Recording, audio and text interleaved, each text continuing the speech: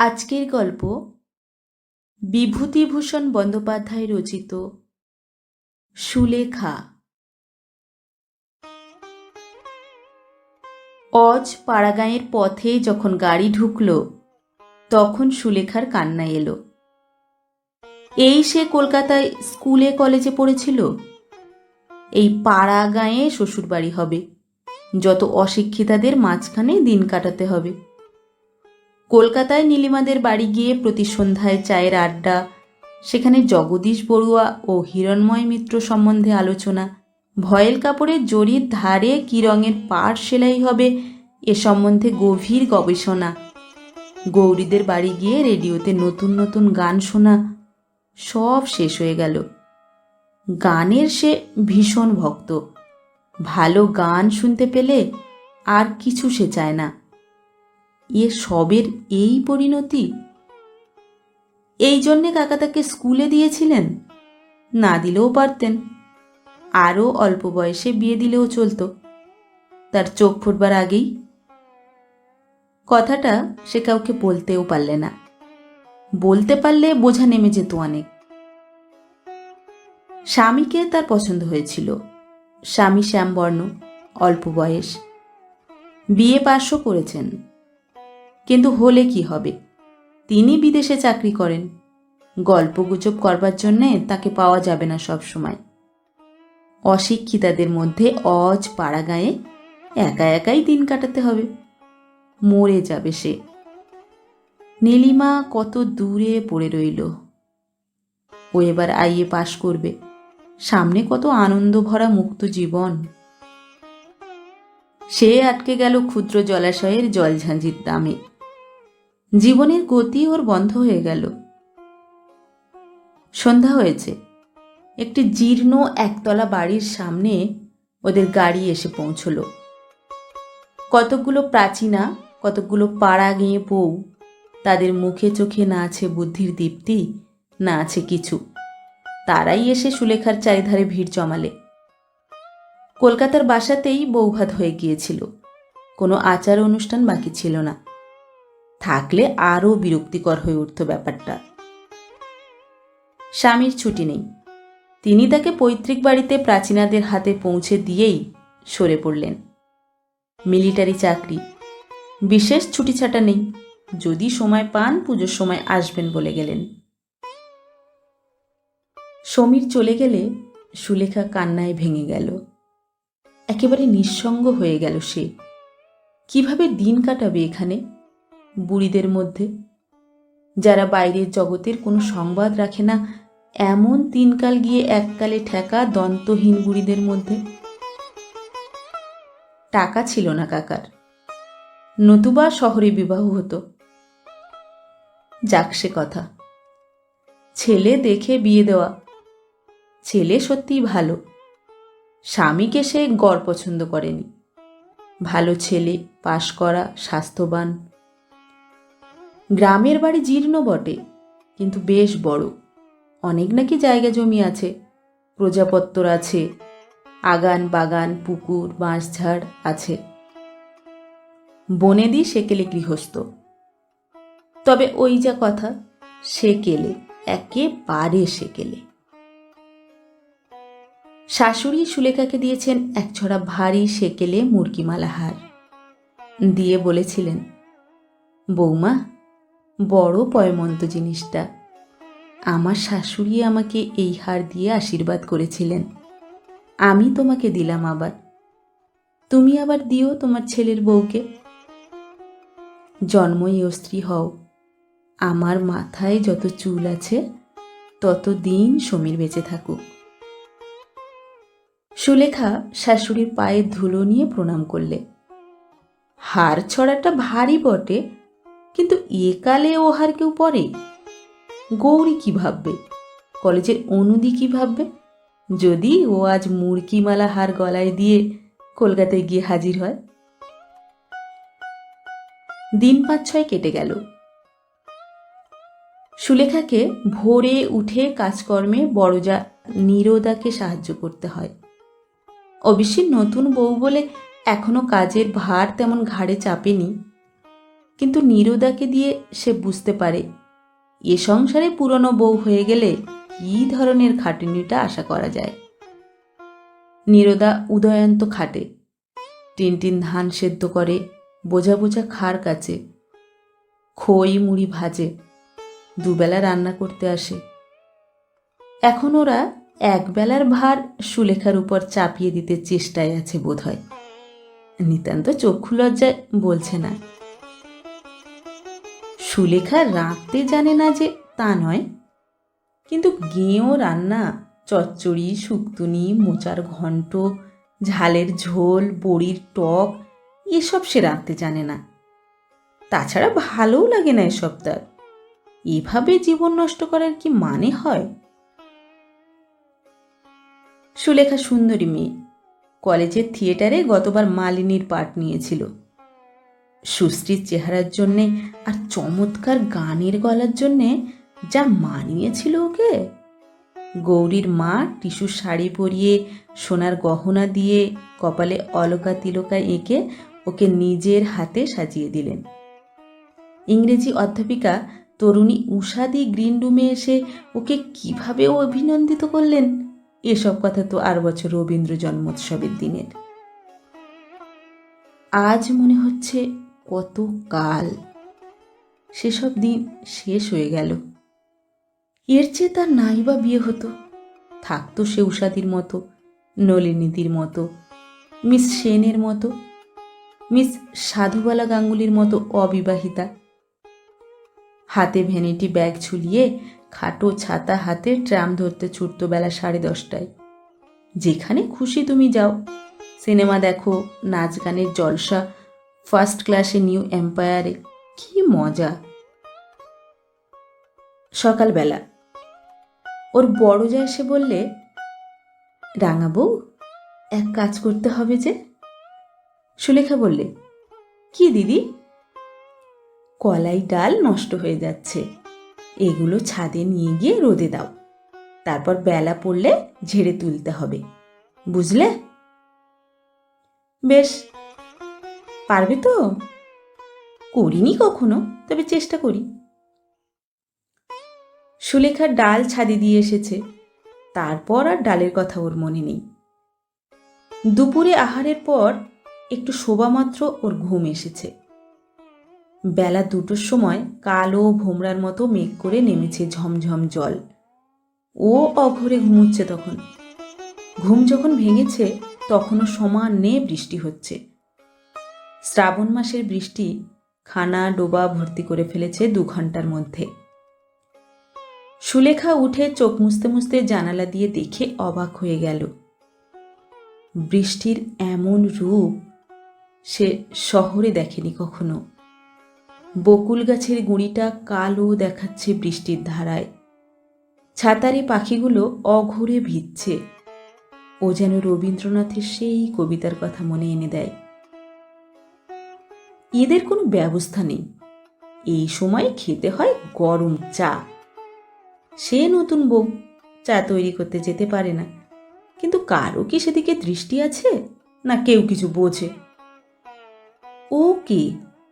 মাগো, ওদের বাড়ির বুড়িটা কি করে ভিজছে এই জলে নারকোল পাতা কুড়োতে। পাড়া গেঁদের কাণ্ডই আলাদা। এমন সময় ওর যা ঘরে ঢুকে বললে, রাঙাবউ, ডালগুলো তুলেছিলে ছাদ থেকে? সর্বনাশ, সে কথা একদম মনে নেই সুলেখার। লজ্জায় তার সুন্দর মুখ লাল হয়ে উঠল। অপ্রতিভ সুরে বললে, ওই যা, সে কথা মনেই নেই দিদি, এক্ষুনি আমি যাচ্ছি ছাদে। লজ্জায় সুলেখার মনে হচ্ছিল সে মাথা কুটে মরে।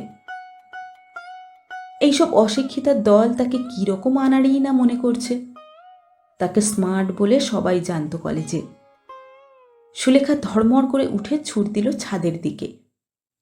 ওর যা সস্নেহে ওর দিকে চেয়ে বললেন, ছুটতে হবে না রাঙাবউ, বসো বসো। বসবো কি দিদি, ডাল যে ভিজে নষ্ট হয়ে গেল। সে কি এখনো ছাদে আছে ভাই? তুমি ঘুমোচ্ছিলে যখন বৃষ্টি এলো।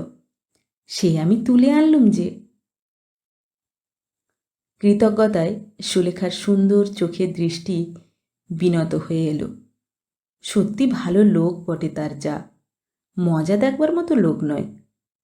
ও বললে, বাঁচলুম দিদি, ধন্যবাদ, তুমি আমাকে লজ্জার হাত থেকে বাঁচালে।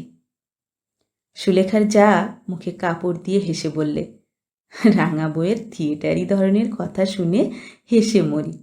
মাগো, এ একটা মস্ত বড় পরাজয়ের দিন বলে সুলেখা মেনে নিলে। ডাল কখনো তোলেনি সে, অত শত তার মনে থাকে না পাড়া গেঁয়ের লোকের মতো।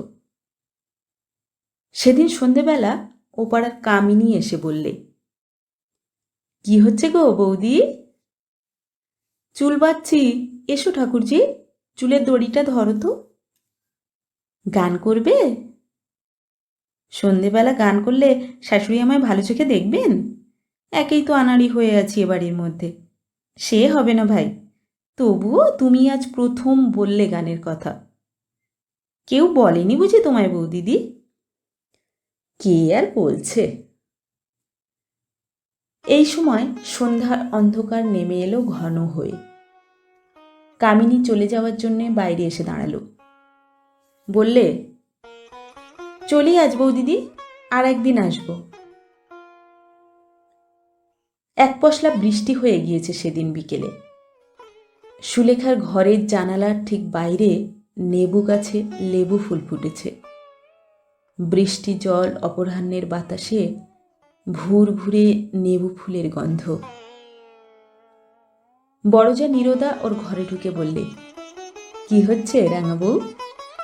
আসুন দিদি, কি আর হবে, এমনি বসে আছি। রান্নাঘরে চলো, দুটো ডাল ভাজবো, তুমি বসে বসে কুলোয় ঝাড়বে। আচ্ছা দিদি, সবসময় এসব কাজ তোমাদের ভালো লাগে? একটু অন্য রকমের কাজ, একটু ভালো কাজ। নীরদা হেসে বললে, সময় নেই ভাই, দেখছো তো সংসারের কাজ নিয়ে বেহাতি, ওরই মধ্যে সময় করে নিতে হয়। বিরক্তিতে সুলেখার মন ভরে উঠল। এমন সব অশিক্ষিতাদের মধ্যেও সে এসে পড়েছে।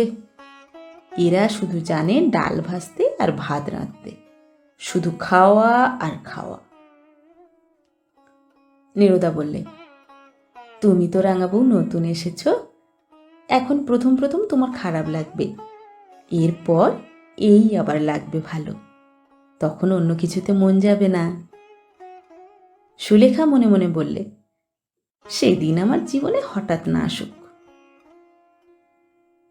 চক্ষুলজ্জার খাতিরে ওকে গিয়ে ডাল ভাজতে বসতে হলো রান্নাঘরে।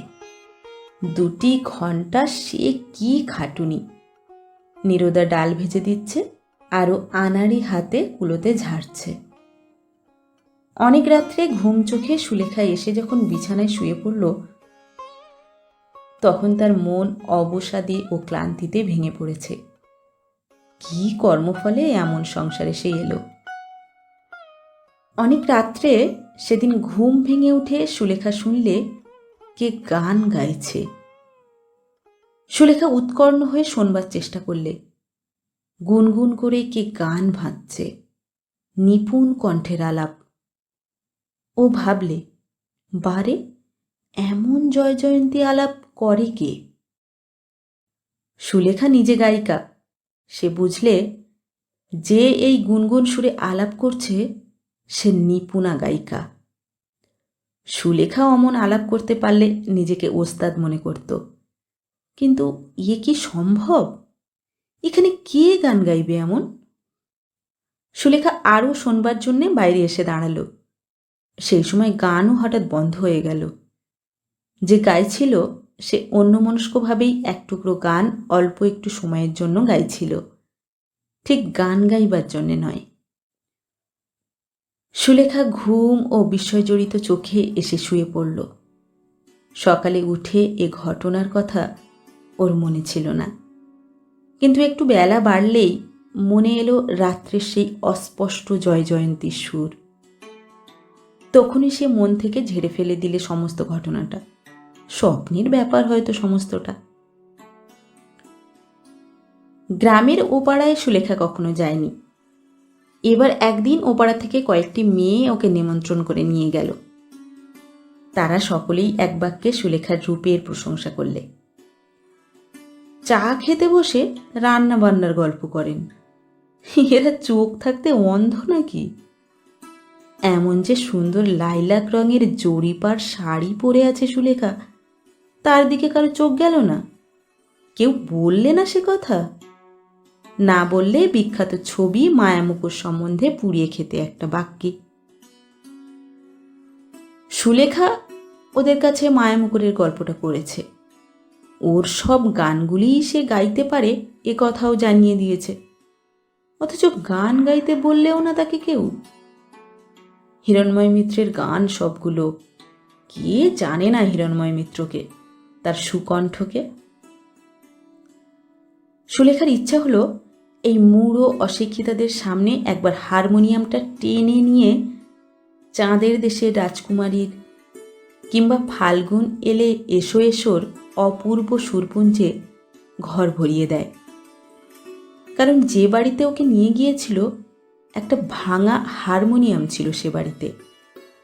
একটি 11-12 বছরের ছোট মেয়ে বেসুরে একটা সেকেলে শ্যামা সঙ্গীতও গেয়েছিল, বোধহয় তাকেই বিশেষ করে শোনাবার জন্যেই। এই গ্রামে কেউ বোধহয় খবর রাখে না যে সে একজন গায়িকা। বাড়ি ফিরে দেখলে ওর যা তালের বড়া ভাজবে বলে তালের রস বার করছে।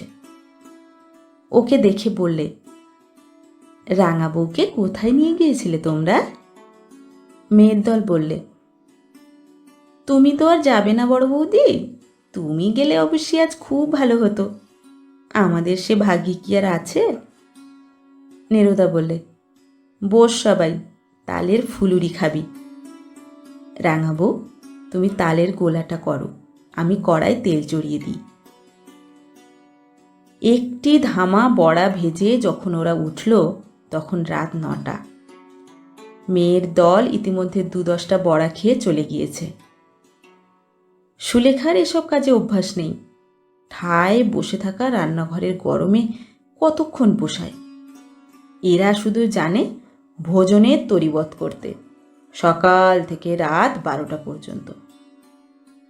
মনে পড়ল ওদের কলেজের এক অধ্যাপক বলেছিলেন, বাঙালির ঘরে রান্নার বন্দোবস্ত যে ধরনের, তাতে খাটুনি এবং আয়োজন যত বেশি, খাদ্যবস্তুর পুষ্টিকারক গুণ তত নেই। জিভে ভালো লাগানোর দিকে যত লক্ষ্য, খাদ্যের গুণাগুণের দিকে তত লক্ষ্য থাকলে আজ বাঙালির স্বাস্থ্য এত খারাপ হতো কি? বসে বসে শুধু নির্বোধের মতো এক রাস তালের বড়া ভাজা। ওর বড় যা রান্নাঘরে ওকে বললে, রাঙাবো, আমার ঘর থেকে গামছাখানা নিয়ে এসো না ভাই, গা ধুয়ে নিই কুয়োতলা থেকে, বড্ড গরম লাগছে বড়া ভেজে। সুলেখা বললে, আলো আছে তোমার ঘরে? নেই। হ্যারিকেনটা নিয়ে যাও ভাই। বড় যার ঘরে ঢুকে গামছা খুঁজতে গিয়ে সুলেখার চোখে পড়ল একটা জিনিস। ঘরের ছোট্ট টেবিলটার উপর একখানা খাম পড়ে আছে। অল ইন্ডিয়া রেডিও ছাপ আছে তার উপরে। খামটাতে নাম লেখা আছে নীরজা সুন্দরী মিত্র, রায়গ্রাম, বাহিরগাছি পোস্ট, জেলা নদিয়া। তাড়াতাড়ি সে খামখানা খুলে ফেলে পড়লে 17ই আগস্ট তারিখে নীরজা সুন্দরী মিত্রের গান আছে রেডিওতে, তারই চিঠি ও কন্ট্রাক্ট ফর্ম। উল্টে পাল্টে দেখলে সুলেখা, কোনো ভুল নেই কোথাও, নির্ঘাত রেডিও কন্ট্রাক্টের চিঠি। কিন্তু কার নামে? নীরজা সুন্দরী মিত্র কে? একটা অস্পষ্ট সন্দেহ ওর মনে জাগল। তাই যদি হয়? তক্ষুনি সে রান্নাঘরে ছুটে এসে চিঠিখানা দেখিয়ে বললে, এ কার চিঠি দিদি? নীরজা সুন্দরী কে? ওর যা তাচ্ছিল্যের হাসি হেসে বললে, ধুর, ও আবার তুমি দেখতে গিয়েছ? আমারই নাম, নীরজা থেকে পাড়াগাঁয়ে সবাই নীরদা বলে। কিন্তু মিত্র কেন? ঘোষ হবে তো। বিয়ের আগের নামটাই চলে আসছে রেডিও অফিসে। ওরা আর বদলায়নি। ও কিছু নয় ভাই, রেখে দাও। ঠাকুরপোকে বারণ করে দিয়েছিলাম, নতুন বউকে একথা বলো না, আমার লজ্জা করে। তাছাড়া আমার দাদার বারণ ছিল, শ্বশুরবাড়ির গ্রামে এসব কথা জানালে কে কি বলবে। দাদা আমাকে গান শিখিয়েছিলেন কি না, হিরণময় মিত্র, নাম শুনেছ বোধহয়। বিখ্যাত গায়ক হিরণময় মিত্রের ছোট বোন ও শিষ্যা সুগায়িকা নীরজা সুন্দরী মিত্র তার সামনে বসে তালের বড়া ভাজছে। সুলেখা শ্রদ্ধায় ও স্নেহে আঁচল দিয়ে বড়জার মুখ মুছে দিতে দিতে বললে, একদিন দিদি জয় জয়ন্তী ভাজছিলেন, তাহলে আপনিই অনেক রাতে? ঘুমের ঘোরে শুনে সেদিন পায়ের ধুলো দিন। তখন আমি ধারণাই করতে পারিনি। এতদিন বলা উচিত ছিল আমাকে, আমি কি করে জানব? নমস্কার।